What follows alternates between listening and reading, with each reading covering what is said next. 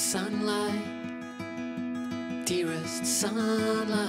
Bonjour à toutes, bonjour à tous. Eh bien écoutez, vous ne laissez pas tromper par l'environnement actuel, la forêt, puisqu'aujourd'hui on va beaucoup se déplacer, on va beaucoup se promener et on va être entre forêt et plage. Allez, c'est parti pour la vidéo d'aujourd'hui. I would like to come out of the womb. Something in me feels like all of me, and we dance all alone. Alors comme vous le voyez, j'ai quitté déjà la forêt, je suis sur la plage.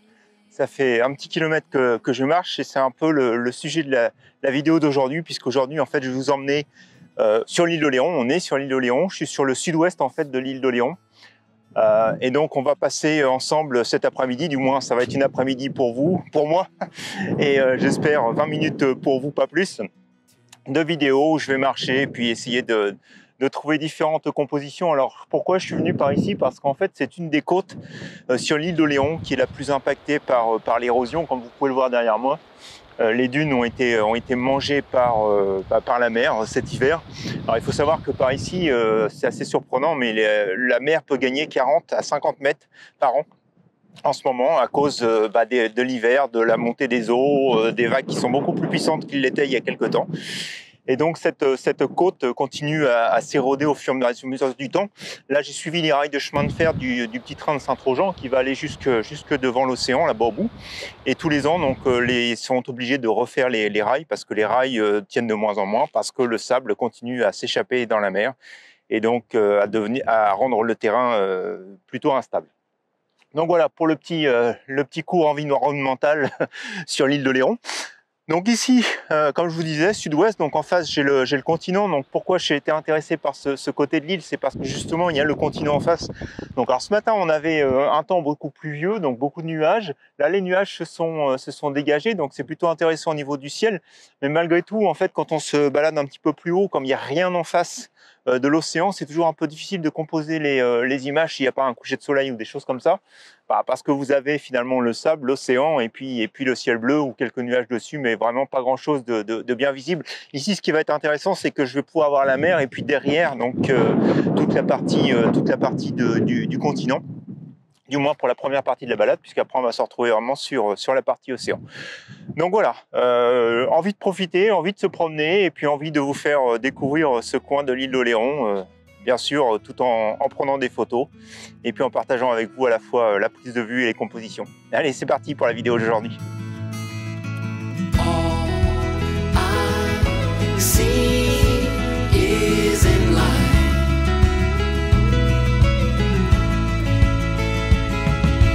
All I see is in light. Toutes mes excuses pour ce cadrage plus que mauvais, mais vous allez comprendre à la fin de la séquence pourquoi j'ai pas eu le temps de vérifier ce que j'avais filmé. Alors voilà, je suis carrément sur la pointe de la plage de Gatso. Alors je sais pas si vous allez le voir, mais tout là-bas dans le fond, il y a justement le petit train qui est en train de passer, qui s'en va vers l'océan là-bas. Donc c'est le petit train de Saint-Trojan. Donc là effectivement sur cette pointe, comme vous pouvez le voir, hein, du bois, il y en a pas mal d'accumulé. Donc du coup c'est plutôt facile de trouver du bois sur la plage. Maintenant ce qui était plutôt intéressant et ce que je voulais faire, c'était trouver un morceau de bois qui était suffisamment imposant et isolé. Donc j'en ai un ici. Alors pourquoi je me suis tourné comme ça, je vous montre pas ce que je filme, je vais quand même vous montrer ce que j'ai filmé juste avant d'arriver. C'est parce qu'en fait j'ai le vent dans le dos et je veux essayer de protéger un peu mon micro, sinon ça va faire comme d'habitude, vous allez rien entendre à ce que je vous dis.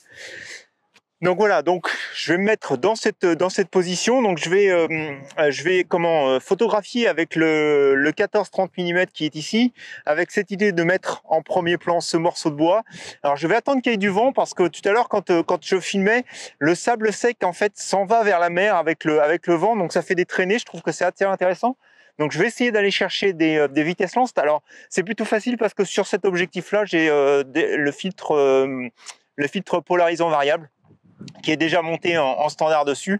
Donc du coup, je pense que ça va être relativement facile puisque j'ai un ND100 dessus de trouver des vitesses lentes malgré le soleil qui est ici.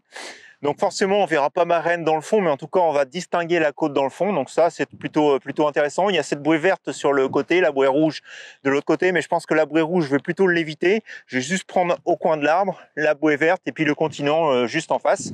Et puis donc ce sable qui se jette dans la mer. Donc voilà, je vais me mettre en position. Je vais essayer de filmer l'arrière de mon écran. Et boum!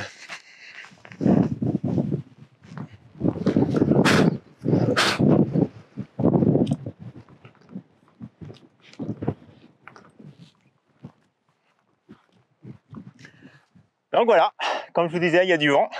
Bon, l'appareil photo a rien, heureusement, c'est du sable. Va falloir que je souffle un peu. Mais en tout cas, voilà, donc va falloir que je fasse attention parce que là, je suis monté sur le petit pied vidéo. Et comme vous voyez, c'est pas super stable. Donc on va vite se mettre en position là pour filmer avant qu'il retombe de nouveau. Comme vous pouvez le voir, le temps est changeant rapidement. La pluie est arrivée.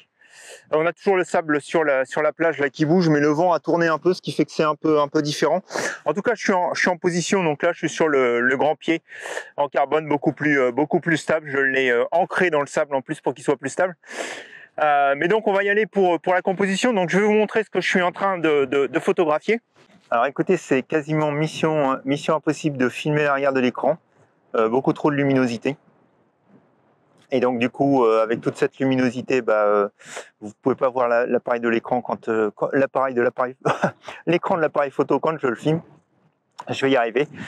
Donc en fait, je vous montre ici ce que je suis en train de faire. Donc comme composition, donc je me suis mis incliné sur le bas. Alors vous voyez, j'aurais pu, là je suis au 14 mm, ce que je trouve un petit peu trop long. Donc je vais trop large. Donc j'ai réduit un tout petit peu pour commencer, vous voyez, sur la partie droite, sur la partie basse de l'image ici, pour pas couper cette forme donc qui est des branches. Alors d'ailleurs, en fur et à mesure que, alors là c'est vrai que je suis au 16/9, donc je sais que je vais avoir plus, mais il faut pas que je la mette trop sur le bord, mais normalement en photo, donc ça va déborder un petit peu plus ici. Donc ça va être bon. Donc un peu de texture dans les nuages, donc pas trop, parce qu'après vous voyez, si je remets un peu plus large, donc on a beaucoup de bleu, on a beaucoup de parties grises aussi. Donc encore une fois, il va falloir que je regarde parce qu'au 4/3 probablement que ça peut être assez intéressant. Mais en tout cas voilà, la composition va se trouver quelque part comme ça, entre un 14 et donc un 14 et un 20 mm, si je regarde, ouais c'est ça, 14, et ici là je suis au 20 mm, donc on va se trouver quelque chose comme ça. Donc voilà pour ma composition. Donc alors c'est vrai que cette branche elle a tendance à partir vers l'extérieur, mais d'un autre côté elle est tellement massive que je trouve qu'elle nous replace sur l'image, sur l'intérieur. Bon, la bouée elle est assez loin et je vais regarder sur l'image, mais je pense qu'elle ne coupe pas la terre en face, donc ça c'est plutôt intéressant. Et puis vous voyez en fait ce sable qui se jette dans l'eau là sur le fond. Donc on va essayer d'aller chercher des vitesses lentes. Alors pour l'instant je suis avec un f10.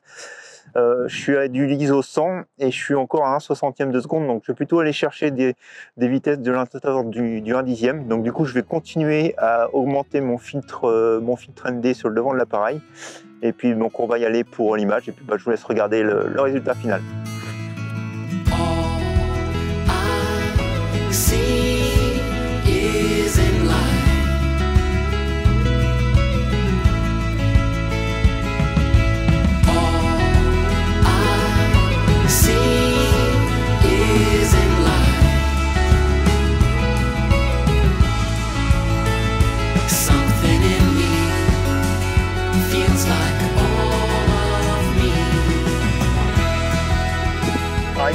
Les conditions de prise de vue sont vraiment terribles. J'espère que là vous n'allez pas avoir trop de vent dans le micro. Je me suis tourné dans ce sens là. Alors encore une fois, ma scène elle est ici et je vais vous en parler juste après. Tout à l'heure donc j'ai pris une photo sur le sable, encore une fois avec le sable qui s'envolait. Je me suis arrêté en cours de route. Je vais vous mettre l'image ici à l'écran. Je trouvais ça sympathique. Il n'y a pas de premier plan, il n'y a pas d'arbre comme sur la première photo, mais je trouve que ça a un impact encore un petit peu plus puissant. Du moins, c'est l'impression que j'avais en prenant la photo. Maintenant, on va voir au développement si cet impact est toujours aussi intéressant.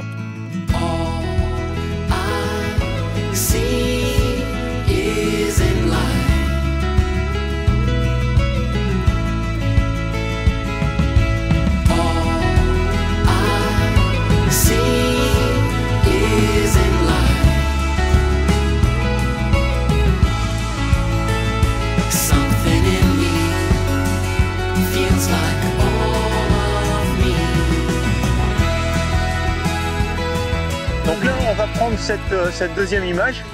Donc c'est ce que vous voyez ici à l'écran, en fait, que je vais prendre en photo. Alors, contrairement à l'image que vous voyez ici, parce que j'étais obligé d'abaisser mon appareil photo, je vais remonter mon appareil photo parce que vous voyez bien que si je laisse mon appareil photo baisser comme il est, et ben en fait sur ce premier plan rocheux on ne distingue pas bien sa forme, donc je vais me remonter pour que vous puissiez voir la forme de ce petit éperon rocheux. Enfin c'est je sais pas d'ailleurs ce que c'est exactement, on dirait que c'est des pierres recouvert par les moules. Et puis donc cette eau, ce parc d'eau qui s'en va vers le fond. Alors en fait il y a les vaguelettes sur l'eau, je ne sais pas vraiment ce que je vais en faire. Pour l'instant je trouve que c'est intéressant avec justement l'effet des vaguelettes. J'hésitais maintenant à me dire est-ce que je vais pas carrément mettre le filtre ND devant. Donc probablement que là encore une fois je vais prendre 2 images. Donc comme je vous disais, me mettre élevé pour aussi avoir la démarcation entre le sable, l'eau et enfin la rive en face, donc avec le continent. Donc il y a l'église de Marennes qui est toujours à gauche, donc c'est pareil, je vais voir comment à la limite je peux l'intégrer ou du moins la conserver dans le cadre, même si je pense qu'elle va être plutôt petite. Alors après sur le ciel, donc comme vous voyez tout en haut, donc le ciel est beaucoup bleu. Le ciel est bleu sans beaucoup de nuages, c'est ce que je voulais dire. Tous les nuages sont plutôt dans le bas, donc je vais voir comment je vais composer tout ça. Mais en tout cas, voilà, alors au niveau des réglages, bah là, je dirais qu'il n'y a pas grand chose à faire. La première image, je vais mettre ISO 64 parce que je vais prendre la photo avec le Z7 au 24 mm. Je vais prendre une profondeur de champ, oui, un diaphragme de f10. Mise au point sur l'éperon rocheux. Et là, je pense que je reste de toute façon suffisamment de profondeur de champ pour aller jusque de l'autre côté sur la côte. Et puis la seconde image, donc ça sera avec au filtre ND. Donc là, je sais pas, mais je pense que à f10, compte tenu de ce que j'ai vu tout à l'heure, à ISO 64, je vais probablement pouvoir me retrouver avec des vitesses du 1.320 à 1.400e, ce qui fait que la vitesse, même avec le big stop, va pas être très très lente. Mais en tout cas, ça peut être intéressant à prendre. Donc je vais me mettre en position. Alors là, en fait, j'ai rangé le petit pied. Je suis sur le gros pied pour être beaucoup plus stable. Je suis au bas du sol. Là, je vais devoir me lever, donc je vais protéger mon appareil photo. Et je pense qu'avec le soleil tel qu'il est, de toute façon, je ne vais pas pouvoir filmer. Mais voilà, en tout cas, c'est parti pour l'image. Je me mets en position et puis je vous laisse la regarder à l'écran. C'est parti. Alors en fait, j'ai pas pris une image, mais 3 images en tournant autour de ce bloc rocheux. Dites-moi dans les commentaires laquelle des 3 vous préférez. Je vais être franc avec vous, celle que je préfère devant l'ordinateur, c'est pas celle que je pensais être la bonne lorsque j'étais sur le terrain.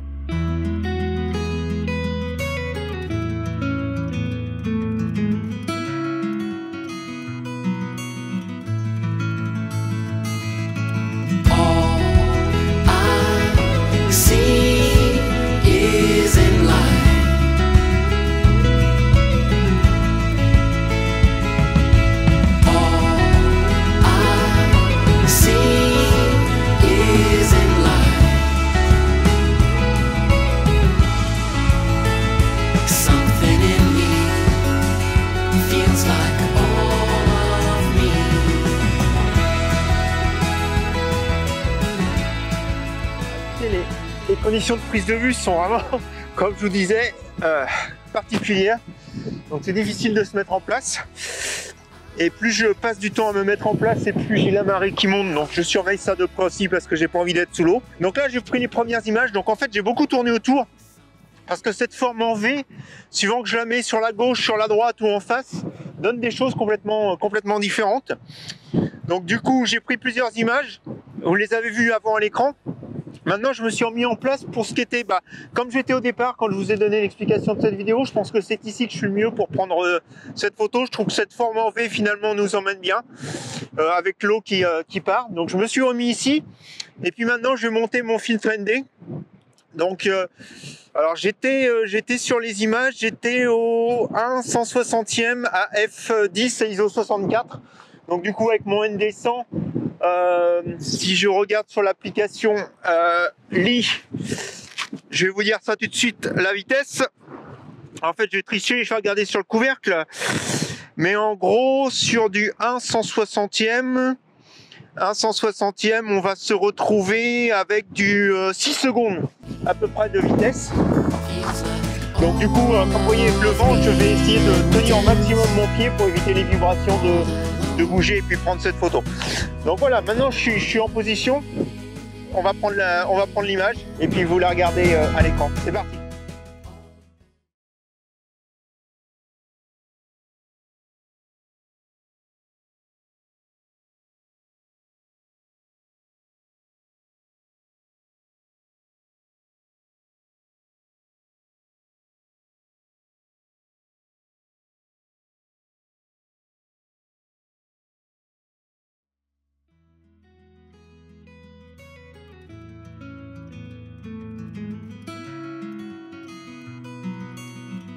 Donc voilà, on va arrêter ici la vidéo d'aujourd'hui. Donc toujours aussi compliqué. Donc là, ce que je vais faire, c'est que je vais aller dans les bois, mais ce que je vais faire aussi, c'est que je vais faire la vidéo en 2 parties. Donc aujourd'hui, en fait, j'espère que vous avez apprécié cette vidéo. Donc vous avez vu que photographier dans des conditions particulières devant, c'est compliqué. Il faut vraiment faire attention au matériel, comme vous avez pu le voir. Compliqué aussi de sortir du matériel, compliqué de mettre le matériel sur le pied.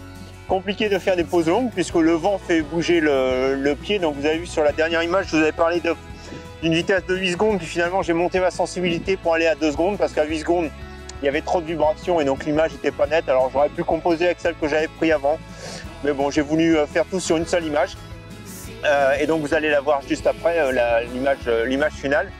Mais en tout cas voilà, compliqué, intéressant, et puis au moins ça oxygène. Donc je vais vous quitter ici pour la vidéo de cette semaine. Je vous souhaite un bon dimanche, une bonne semaine, et puis on se dit à la semaine prochaine pour la suite de la vidéo. Et cette fois-ci, on va aller dans les bois à l'abri du vent. Allez, à la semaine prochaine. Au revoir.